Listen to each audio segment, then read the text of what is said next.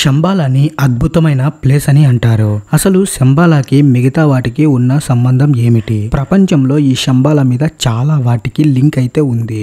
భాగవతంలో 12వ కాండం 2వ అధ్యాయం 18వ వచనంలో, అలానే కల్కి పురాణంలో 2వ అధ్యాయం 15వ వచనంలోను విష్ణుమూర్తి 10వ అవతారమైన కల్కి అవతారం కలియుగం అంతమైన సమయంలో సుమతి అనే ఒక ఆవిడ గర్భంలో జన్మిస్తాడు. తను పుట్టడానికి కొన్ని గంటల ముందు తన భర్త విష్ణువ్యాసుడు చనిపోతాడు. కల్కి పుట్టిన కొన్ని గంటలకే తన తల్లి అయిన సుమతి కూడా చనిపోతుంది. అప్పుడు పరశురాముడు కల్కిని ఒక గుహలోకి తీసుకెళ్లి తనకి అక్కడే ట్రైనింగ్ ఇస్తాడు. అలానే వేదాలు విద్యలు నేర్పిస్తాడు. ఆ తర్వాత శంబాలాకి పంపిస్తాడు. కల్కి శంబాలాకి 25వ రాజు. ఎప్పుడైతే కలియుగ అంతంలో ప్రజలు ధర్మాన్ని పూర్తిగా వదిలేస్తారో అప్పుడు ఒక అద్భుతమైన ఖడ్గంతో కల్కి తన సైన్యంతో వస్తాడని చెప్పారు. అలా వచ్చి ప్రపంచంలో ధర్మం వైపు లేని వాళ్ళందరినీ చంపేసి ధర్మం 4 పాదాల మీద నడిచేలా చేస్తాడు. అప్పుడు కలియుగం అంతమయ్యి సత్యయుగం మొదలవుతుంది. అసలు శంబాలా అనేది ఒక నగరం కాదు, ఒక సామ్రాజ్యం. ఆ సామ్రాజ్యంలో 8 ప్రాంతాలు ఉంటాయి. శంబాలాకి మధ్యలో 9 అంతస్తుల పర్వతం ఉంటుంది. దాని మీద లోటస్ ఆకారంలో కాలచక్ర మండలం ఉంటుంది. దానిని శంబాలా మొదటి రాజు అయిన సుచలుడు కట్టించాడు. శంబాలా క్యాపిటల్ సిటీ పేరు కలాపా. శంబాలా గురించి తెలుసుకునే ముందు ఇంకొన్ని వాటి గురించి మనం తెలుసుకోవాల్సి ఉంటుంది. అవి ఏంటంటే పిరమిడ్స్. పిరమిడ్స్ 4000 సంవత్సరాల ముందు అని, అవి చాలా పురాతనమైన కట్టడాలని మనకు తెలిసిన విషయమే. ఈ పిరమిడ్స్ ప్రపంచమంతా ఉన్నాయి. అంత పెద్ద పిరమిడ్స్ ప్రెజెంట్ టెక్నాలజీ యూజ్ చేసుకొని కూడా కట్టలేం. మరి ఏ టెక్నాలజీ లేని టైంలో ఎలా కట్టారో? అందులో ఒక్కొక్క స్టోన్ 3 టన్స్ ఉంటుంది. అలాంటి స్టోన్స్ ఒక పిరమిడ్స్ లో 23 లక్షలకు పైగా ఉంటాయంట. వాటిని అంత పైకి ఎలా తీసుకెళ్లి కట్టారో ఇప్పటికీ అంతు చిక్కని ఒక మిస్టరీ. అలాగే ఆయుర్వేదం గురించి బుక్ రూపంలో 2500 సంవత్సరాల ముందే ఉంది. కానీ ఆయుర్వేదం ఎగ్జిస్ట్ లోకి వచ్చి 1000 సంవత్సరాలు మాత్రమే అవుతుంది. కానీ 1000 సంవత్సరాల తర్వాత వచ్చిన జబ్బుకి కూడా ఆయుర్వేదాలో మెడిసిన్ ఉంది. అంటే ఫ్యూచర్ లో వచ్చే జబ్బుల గురించి ఆ ఆయుర్వేదంలో ఎలా ఉంది, వేదాల్లో ప్రెజెంట్ కన్నా అడ్వాన్స్డ్ టెక్నాలజీ డెవలప్ ఎలా చేయాలో ఉంది. వీటన్నిటికీ ఒకటే సంబంధం, అదే శంబాలా. శంబాలా అనేది మల్టీ డైమెన్షనల్ కింగ్డమ్. అక్కడ ఉండే వాళ్ళని పర్ఫెక్ట్ అంటారు. చాలా అందంగా ఉంటారు. వాళ్ళకి జబ్బులు అసలు రావు. అక్కడ జనాలు 4000 సంవత్సరాలు బతుకుతారంట.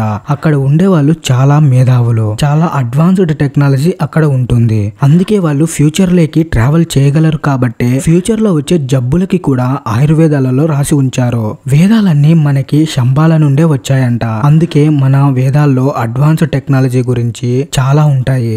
కల్కి సైన్యంలో వీరులందరికీ ట్రైనింగ్ ఇచ్చేది అశ్వత్థామ. ఇంతకీ అంత అద్భుతమైన శంబాలా నగరం ఎక్కడ ఉంది? దానికన్నా ముందు మనం కేవలం 3 డైమెన్షన్స్ మాత్రమే చూడగలము. కానీ 4th డైమెన్షన్ ఉంది, అదే టైమ్ అండ్ స్పేస్. అలానే 5th డైమెన్షన్ ని గాడ్ డైమెన్షన్ అంటారు.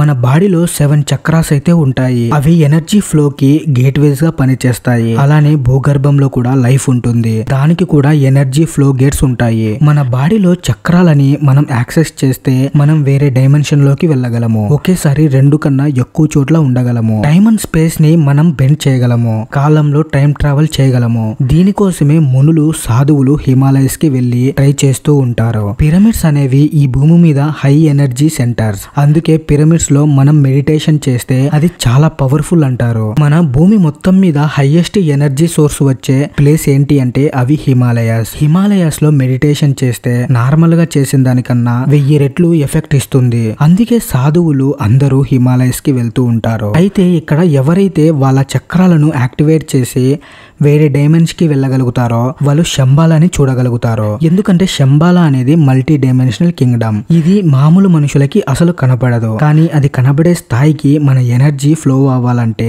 ఆ ఫ్రీక్వెన్సీ హిమాలయస్ లోనే దొరుకుతుంది. అందుకే శంబాలా హిమాలయస్ లో ఉంటుంది అని అందరూ అంటూ ఉంటారు. శంబాలాకి వెళ్ళడానికి ఎవరు ట్రై చేయలేదా అంటే గత 2000 సంవత్సరాల నుండి కొన్ని లక్షల మంది ట్రై చేశారు. అందులో హిట్లర్ కూడా ఒకడు. నికోలస్ రియోరిచ్ అనే ఒక ఎక్స్ప్లోరర్ టిబెటన్ కాలచక్ర తంత్ర అనే బుక్ ని ప్రూఫ్ గా తీసుకొని శంబాలాకి రీచ్ అవ్వడానికి 1924 నుండి 1928 వరకు చాలా ట్రై చేశాడు. అతను అక్కడికి వెళ్ళాలని అనుకోవడానికి మెయిన్ రీజన్ ఏంటంటే అదే చింతామణి అనే ఒక స్టోన్. ఈ చింతామణి అనేది ఆకాశం నుండి నేలపైకి రాలిన ఒక స్టోన్. దీనికి చాలా శక్తులు ఉంటాయి. దీన్ని చేతుల పట్టుకొని ఏం కోరుకుంటే అది అయిపోతుంది. ఇది ఎవరి దగ్గర ఉంటే వాళ్ళు ప్రపంచాన్ని జయించొచ్చు. ఆ స్టోన్ ఇప్పుడు శంబాలాలో ఉంది. కానీ రియో రిచ్ అక్కడికి వెళ్ళలేక చేయలేకపోయాడు. తన జర్నీని శంబాలా అనే బుక్ లో రాశాడు. ఒకసారి అలెగ్జాండర్ వరల్డ్ ని రూల్ చేయడానికి ట్రై చేస్తుంటే ప్రైస్ ని తనతో పాటు తీసుకెళ్లి శంబాలాని వెతికాడు. అలా అలెగ్జాండర్ హిమాలయకి వచ్చాడు. అక్కడ ఫౌంటైన్ ఆఫ్ లైఫ్ రివర్ ని చూశాడు.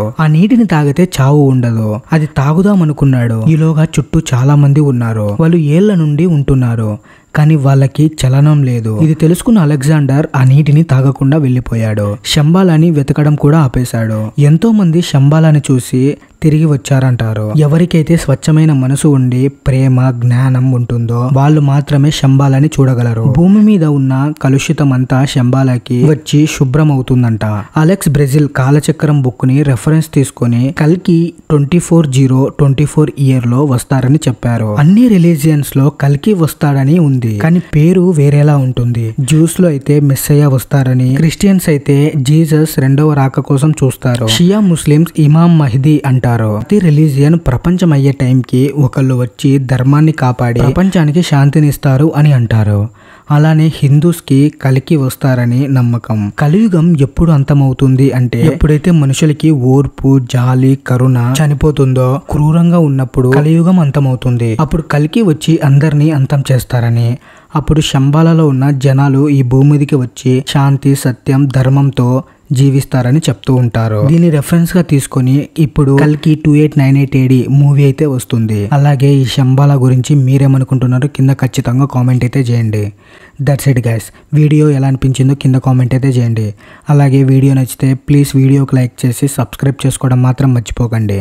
మరో మంచి వీడియోతో మీ ముందుకు వస్తాను. అంతవరకు బాయ్.